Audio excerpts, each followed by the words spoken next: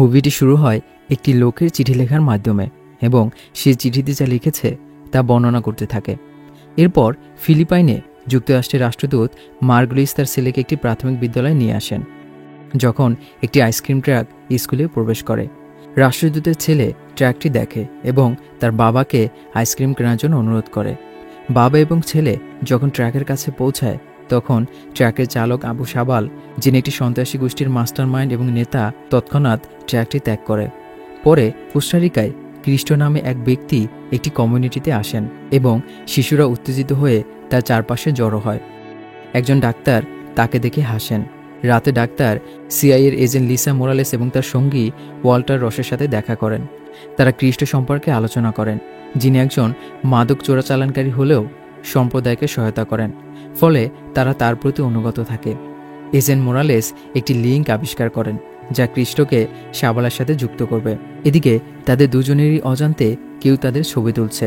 দৃশ্যটি পরিবর্তন হয়ে বোরাক এবং মোরালেসকে মারধর করা হয় যখন একজন লোক ক্রিস্টোর সাথে যোগাযোগ করে এবং তাকে প্রশ্ন করে।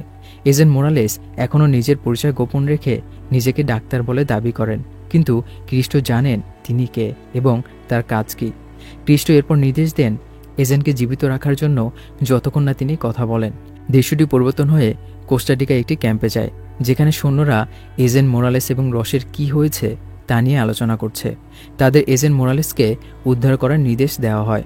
সিল টিম 7 শত্রুদের ক্যাম্পে গোপনে প্রবেশ করে এবং সারা রাত ধরে অবস্থান করে। পরে হেলিকপ্টারগুলি কাছাকাছি নদীতে দলকে ফেলে দেয়। এরপর আমরা দেখি এজেন্ট মোরালেসকে নির্যাতন করা হচ্ছে। তার চিৎকার শুনে সৈন্যরা তাদের পরিকল্পনার চেয়ে একটু আগে সরতে বাধ্য হয়। ওয়াইমি টিমের স্নাইপার রক্ষীদের গুলি করে হত্যা করে যখন প্রধান ডেভ এবং তার টিম গুদামে প্রবেশ করে এবং লেফটেন্যান্ট বোরাক সেটি মিকির চোখে লাগে। তার সহকর্মীরা দ্রুত তাকে সাহায্য করে যখন ভিতরে প্রবেশের চেষ্টা করছিল। পরে প্রধান ডেভ এজেন্ট মোরালেসকে খুঁজে পান এবং তার পরিচয় নিশ্চিত করেন। তারা একটি ফোনও উদ্ধার করে যা এজেন্ট মোরালেসের তদন্ত সম্পর্কে তথ্যপূর্ণ। সৈন্যরা বেরিয়ে পড়ে কারণ শত্রুদের সহায়তাকারী বাহিনী আসছে। তারা একটি ট্রাক ব্যবহার করে নিষ্কাশন পয়েন্টে যায়। গাড়ি চালানোর সময় তারা এখানে মিকির সেবা করছেন। যখন সে হঠাৎ জেগে ওঠে, তিনি বেঁচে যান, কিন্তু তার একটি চোখ অন্ধ হয়ে যায়। শত্রুরা তাদের ধাওয়া করতে থাকে যখন লেফটেন্যান্ট বোরাক এবং ওয়াইমি রাস্তায় পৌঁছায় এবং ওয়াইমি তাদের দিকে রকেট নিক্ষেপ করে। দ্রুত তারা পিকআপ ট্রাকের পিছনে চড়া হয়েছে। পরে শাবল ক্রিস্টোর সাথে দেখা করে এবং প্রকাশ পায় যে তারা দুজনই শৈশবের বন্ধু। ক্রিস্টো শাবলকে বলে যে সে লুকিয়ে থাকবে কারণ সে জানে যে সিআইএ ইতিমধ্যে তার পিছনে রয়েছে। এটি শাবলকে ক্ষিপ্ত করে তোলে এবং তাদের পরিকল্পনা নিয়ে ক্রিস্টোকে প্রশ্ন করে, যার উত্তরে ক্রিস্টো জানায় যে এটি চালিয়ে যাবে, শুধুমাত্র সে নিজে না করলেও তার একজন বিশ্বস্ত সহকারী তা পরিচালনা করবে। এদিকে মধ্য আমেরিকান উপকূলে সিনিয়র চিফ মিলার লেফটেন্যান্ট বোরাক এবং চিফ ডিবের সাথে আলোচনা করেন। তারা এজেন্ট মোরালেসকে উদ্ধারের সময় যে ফোনটি উদ্ধার করেছিল তা তদন্ত করে কি যেন একটা আবিষ্কার করেছেন। তিনি শাবল এবং ক্রিস্টের সম্পর্কের কথা ও বিশ্বাসকে সমর্থন করেন না, তবে সে তার বন্ধু এবং তার লক্ষ্যগুলিতে বিশ্বাস করেন। ক্রিস্ট একটি দোলকের উদাহরণ ব্যবহার করে ব্যাখ্যা করেন যে শাবল এবং সে দুই প্রান্তে আছে এবং আমেরিকানরা মাঝখানে সেই মনে করেন যে ক্রিস্টো খেলায় মেতেছেন। এরপর তিনি ক্রিস্টোকে একটি ভিডিও দেখান যেখানে তার সন্তানও রয়েছে। সিনিয়র অফিসার মিলার ক্রিস্টোর পরিবারকে তার সহায়তা করার জন্য হুমকি দেন। এরপর ক্রিস্টো তাকে সিরামিক বল বিয়ারিং সম্পর্কে জানায় এবং জানায় যে শাবল 16 জন আত্মঘাতী বোমারুর মাধ্যমে আমেরিকানকে 9/11 হামলার চেয়েও ভয়াবহভাবে ধ্বংস করার পরিকল্পনা করেছে। দৃশ্যটি পরিবর্তিত হয়ে মেক্সিকোর সেড্রোস দ্বীপে যায়, যেখানে লেফটেন্যান্ট বোরাক এবং তার প্লাটুন একটি শহরে প্রবেশ করে। এরপর আমরা দেখি একজন লোক সিরামিক বল বিয়ারিং সহ একটি ভেস্ট তৈরি করছে। সৈন্যরা নিঃশব্দে চলাফেরা করে এবং ঘরে প্রবেশ করে, কিন্তু যখন তারা একজন লোককে বন্দুক সহ দেখে তখন তারা তাকে গুলি করে, যা এলাকায় লক্ষ্য করে রকেট ছোড়ে। চিফ ডেভ ভাগ্যক্রমে আঘাতপ্রাপ্ত হন না, তবে লেফটেন্যান্ট বোরাক রকেটটি তার শরীরে নিয়ে সেটিকে বিস্ফোরণ থেকে আটকান। চিফ ডেভ দ্রুত লোকগুলোকে গুলি করে হত্যা করেন এবং তার বন্ধুর দিকে মনোযোগ দেন। ভাগ্যক্রমে কম দূরত্বের কারণে রকেটটি বিস্ফোরিত হয়নি বা লেফটেন্যান্ট বোরাকের শরীর ভেদ করেনি। পরে তারা আত্মঘাতী ভেস্টটি দেখতে পান।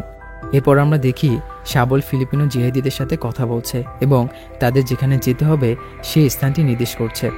বোরক তার ঘাঁটি থেকে একটি রিপোর্ট পান যে তাদের মিশন এখনও শেষ হয়নি, কারণ অর্ধেক জিহাদি পালিয়ে গেছে এবং তারা একটি টানেল নেটওয়ার্ক ব্যবহার করে সীমান্ত পার হবে। এরপর তাদের মেক্সিকান সুপ কমান্ডারের সাথে শাবলকে থামানোর জন্য ভেস্টটি বিস্ফোরিত করার নির্দেশ দেন। ভয় পেয়ে শাবল নারীকে আশ্বস্ত করেন যে তিনি স্বর্গে তার স্বামীর সাথে যোগ দেবেন। এরপর দুজন সৈনিক সেই ঘরে প্রবেশ করে যেখানে জিহাদি নারী কাজ ছিল। ভাগ্যক্রমে তারা দুজনেই তৎক্ষণাৎ ঘর থেকে বের হয়ে যায়। বিস্ফোরণটি আরেকজন লোককে এবং দ্রুত গ্রেনেডের উপর ঝাঁপিয়ে পড়েন।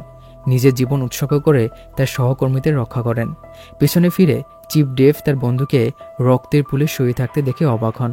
তিনি দ্রুত তার বন্ধুর দিকে মনোযোগ দেন যখন সোনি তাকে চালিয়ে যেতে বলে এবং তাকে আশ্বস্ত করেন যে তিনি লেফটেন্যান্টের সাথে থাকবেন। এদিকে কিন্তু টানেলে প্রবেশ করার আগেই চিফ ডেভ এবং আরেকজন সৈনিক উপস্থিত হন এবং তাদেরকে গুলি করে হত্যা করেন।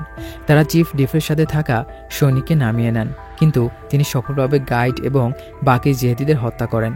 দুর্ভাগ্যবশত শাবলও চিফ ডেভকে অনেকবার গুলি করেন, ফলে তিনি জ্ঞান হারিয়ে ফেলেন। শাবল তাকে শেষ করতেই যাচ্ছিল, তখন সোনি উপস্থিত হন এবং শাবলকে গুলি করে হত্যা করেন। সোনি তখন ঘাঁটিকে জানান যে টানেলটি সুরক্ষিত প্রস্থানে পরিবর্তিত হয়। লেফটেন্যান্ট বোরককে সামরিক সম্মান সহকারে কবর দেওয়া হয়। সেখানে আমরা দেখি চিফ ডেভ তার মৃত স্বামীর দেশের প্রতি সেবা করার সম্মান হিসেবে আমেরিকান পতাকা গ্রহণ করেন। তিনি লেফটেন্যান্ট বোরকের সেই পুরনো আমেরিকান পতাকাও গ্রহণ করেন যা তিনি প্রতিটি মিশনে নিয়ে যেতেন এবং যা তার বাবার ছিল। লেফটেন্যান্ট বোরক এবং তার সন্তানের হাত ধরে থাকেন, কারণ এর শেষ অংশটি সরাসরি লেফটেন্যান্ট বোরকের প্রিয় কবিতা থেকে এসেছে। তিনি তখন লেফটেন্যান্ট বোরকের পুরনো পতাকার উপর চিঠিটি রেখে দেন